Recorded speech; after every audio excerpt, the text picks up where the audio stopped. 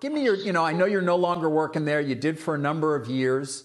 What was your overall experience sort of like, given all those firsts or seconds that I just mentioned? Overall, the experience was really great. I really enjoyed my time on the trading floor, and especially with Rosenblatt Securities. They were very much supportive. Richard Rosenblatt, to be the first, my first boss out of college was an incredible experience. And in addition now, I mean, what would you tell younger people who sort of are thinking about taking the path that you did? Obviously, you are still very young as well and moving on to new things. But what would your advice be, particularly given the conversation that is now taking place throughout corporations and society? Yeah, I say, don't limit yourself, even if you don't have a background. If you want to apply for a job, apply for the job.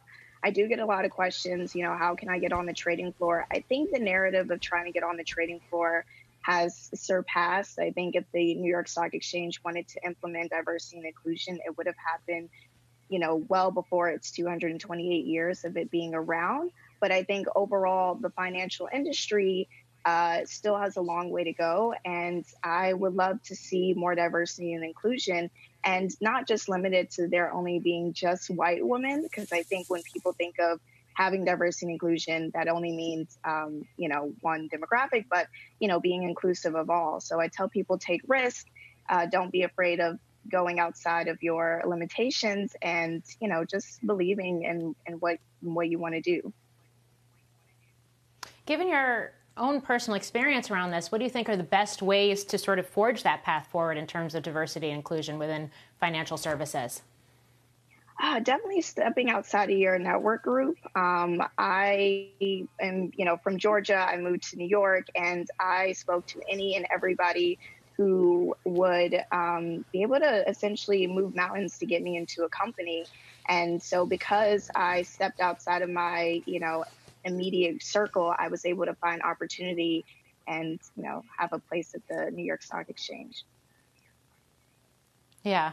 In terms of, I guess, the Wall Street institutions and firms, both big and small, that operate right now, are you engaged in conversations? Has anybody actually approached you to learn more about your experience, especially as you make this documentary right now, and see what they can do to help implement more protocols along this?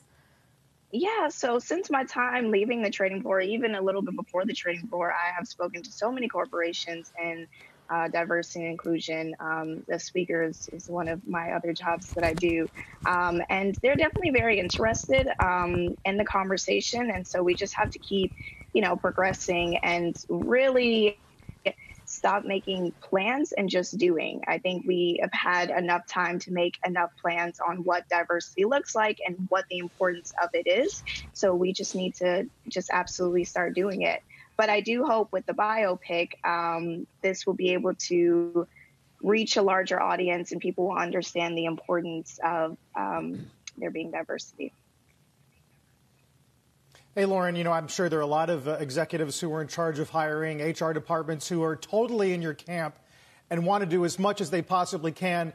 But the talent pools they're in and exploring, they believe don't have the supply. Are there non-traditional talent pools that you would encourage them at least to start looking at?